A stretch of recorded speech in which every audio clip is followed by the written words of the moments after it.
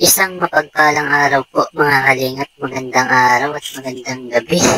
Kamusta po kayo sa mga viewers at listeners at mga solid supporters po dyan ng EDC at mga kababayan nating OFW na patuloy na sumusuporta at nagmamarathon po dyan sa kalingap. May galab shoutout po. So meron nga tayong pag-uusapan mga kalingap. EDC, merong tampuhan, Kuya Bal na pasugod sa magulang ni Beyonce at ito nga ang tatalakayin natin mga kalingap.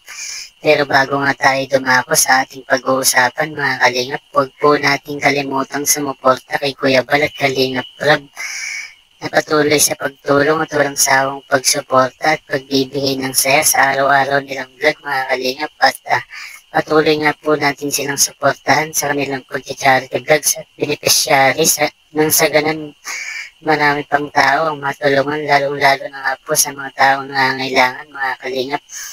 At so kung bago pa lang po sa ating YouTube channel, huwag natin kalimutang mag-like, share and subscribe at pindutin ang notification bell. Nang sa ganun po, i-update po tayo sa ilalabas nating video.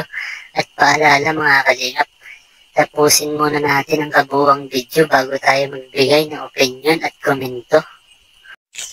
So yun mga kalingap, balik po tayo sa ating pinag-uusapan. Kalingap Edo at Beyonce, merong tampuhan. Kuya Bal na pasugod sa magulang ni Beyonce at ito nga ang pag-uusapan natin mga kalingap.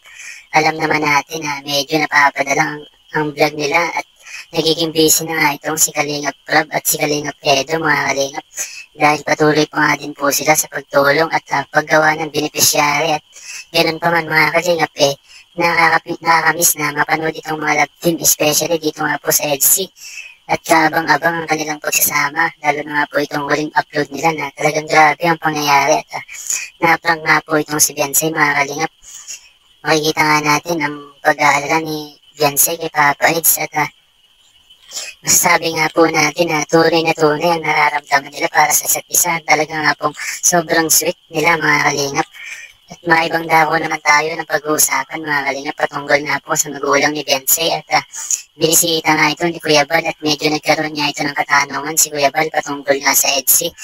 Bumibisita pa nga itong si Papa Eds at nasabi nga ni tatay ni Beyonce na madalang nga itong dumalaw itong si Papa Eds mga kalingap.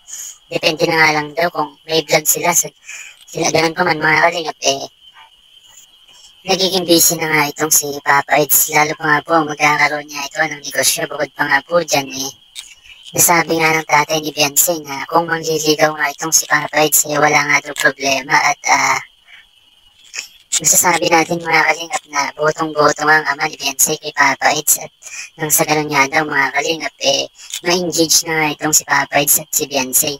At nang sa ganun mga kalingap mapaghandaan na nga daw agad ang kasal at alam naman natin mga kalingap sa mga ganung usapin patungkol dito kay Beyonce nasa sa kanya pa rin ang desisyon at nasasabi nga po natin na okay lang ang lahat sa magulang ni Beyonce mga kalingap. At pagdating naman po kay Papa Eds sa ganyang usapin makikita naman po natin na kayang gampanan at panagutan itong si Beyonce ni Papa Eds mga kalingap. At pagdating naman sa magulang ni Papa Eds wala din naman pong problema at masasabi nga po natin na patuloy lang sa pagsuporta kay Papa Eds mga kalingap.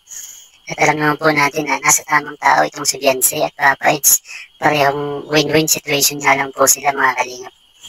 Bukod pa nga po dyan mga kalingap makikita naman natin ang kanilang pagpupursige at walang sawang pagbibigay ng saya sa atin mga kalingap.